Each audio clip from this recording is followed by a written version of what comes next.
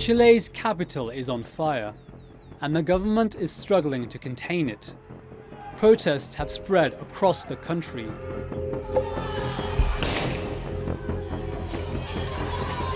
In a few days, they've evolved into riots. Thousands of people have been detained, and the government of President Sebastian Pinera has deployed the military.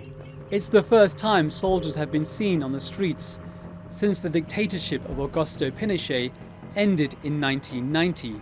10 cities had been put under a state of emergency and a curfew. Since lifted, demonstrators remain defiant. The struggle is now in all of Latin America against these systems that are really so unequal that they oppress the most underprivileged.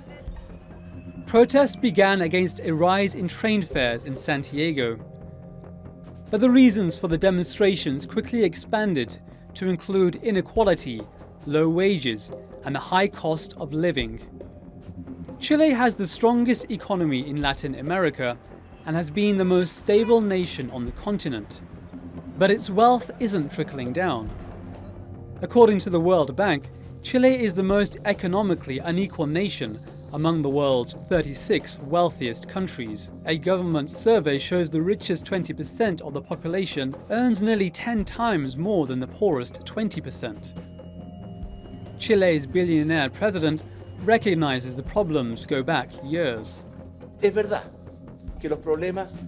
It's true that the problems haven't come about in the last few days. They've been building up for decades, and the different governments were not and are not able to recognize the situation in its total magnitude.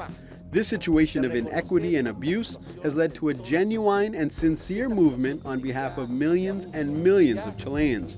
I recognize and demand forgiveness for the lack of vision. But Pinera hasn't been sympathetic to the protesters.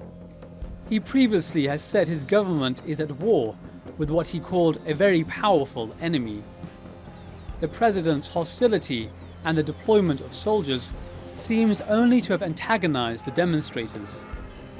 Human rights groups have accused the military of using excessive force. Pinera has since announced a package of reforms, which include raising the minimum wage and increasing the basic pension. But will this be enough to satisfy the protesters and help to defuse the crisis?